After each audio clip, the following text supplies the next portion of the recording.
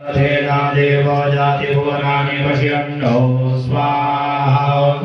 ओम एवं देवा सपत्नमो सुभद्रं महते चंद्राय महते ज्येष्ठाय महते जानराज्याय इंद्रसेन्द्रियाय हिममं यभद्रमं केभद्रमसे विषये कवो मे राजा स्वागं ब्राह्मणानागुमराजो स्वाहा। ओम अग्निमूर्धादिवाः भगवते पृथिव्याय पामुरेताकुशेनवते स्वाहा। ओम उद्रस्वाग्ने प्रतिजाग्रे पविष्टा पूर्णे तरुं सृजेतामयं चास्मिन् सदते अद्युतस्मै स्वे देवाचमानससीदतो स्वाहा। ओम बृहस्पते अतिजलयो हरिहादिमद्विभाति क्रतुमजने भूजति जयथवसरित प्रजा ततध्वा सुतविनन्ति चित्रं मौ स्वाहा।